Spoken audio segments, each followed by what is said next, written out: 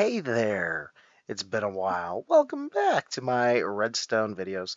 It's been a little while for any of you who've been following me for a while. A little over a week. That's because I kind of got distracted and I've been designing something, that's that's how you do, right? And that thing, if you have a good eyeball and understand some things, is moss farms for generating bone meal and all of your moss related blocks. Um, Grand scheme of things, we're going to work our way up. I'm going to do a short series about all of the mechanics involved in this farm and actually uh, a much better one way over here.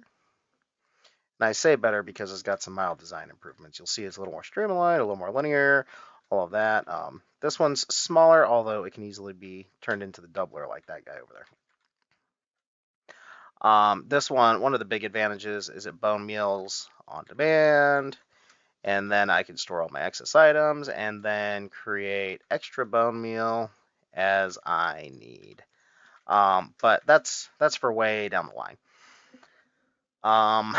But anyway, so we have a whole bunch of different farm designs scattered all about. You can see everything from that stone pillar, not counting these holes, but everything back. So way this way, all the way to over there, which is getting pretty close to render distance if I'm not in the middle here, is all bone meal farm research.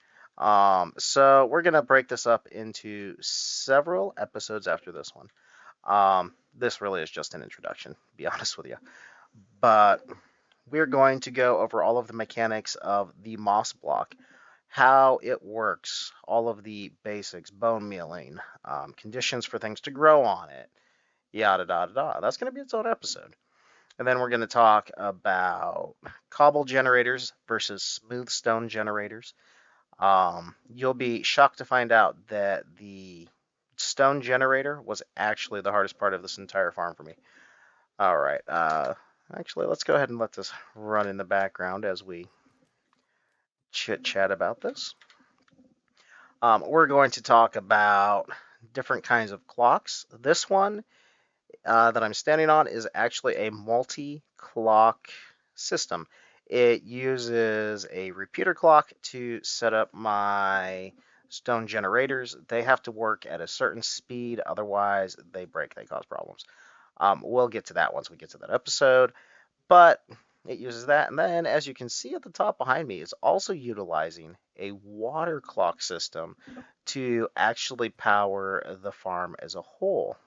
Now, this thing overall is just stupid sweet. It fuels itself, and as you can see right here to my left, your right,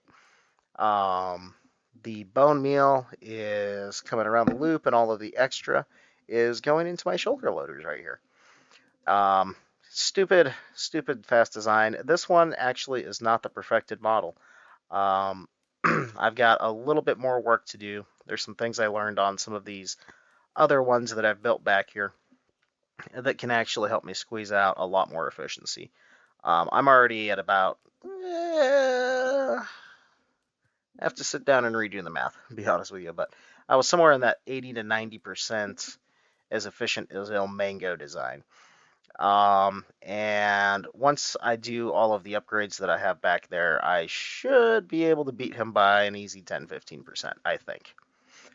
However, theory and application, sometimes they don't work out as well as you think they will. But anyway, that's what we're going to be doing. You can look for or forward to an episode probably every 3 days or so, as long as we're working towards our master machine here. I want to make sure to take the time to properly explain everything involved. Throughout every single one of these farms that you see out here, there's actually an entirely different stone generator attached. So just in this area, we've got 20 different stone generators that, well, I don't know if it's 20, but it's a lot of stone generators um, that have all kinds of different uses, applications, benefits, detrimental thing. Yeah, we'll get to that, so don't worry too much. We've got our water clock bone mealing system, along with our water-based collection system. This one is just compost and everything, so it's going hoppers into the middle, whereas that one way back there is dropping everything off of the edge into a cycle, which composts on demand and collects all of my extra items plus bone meals, anything on top of that. And it also has a smart shut off in case the thing fills up and overfills. It is entirely possible that that machine can actually shut itself off to keep you from lagging out your world or your server. Um, so safety features, this, that, and the other, and anyway, we'll get into it all. But I hope that you're excited about this. Looking forward to some of the next episodes, and I really look forward to showing you all of the things that I've learned and discovered about moss. Surprisingly, there's a lot more mechanics than you would expect. Clocks and hoppers and composting and water and ticks. So many ticks. If you get them raw and your machine breaks. Um, but anyway, uh, I'm gonna get cracking on that first episode.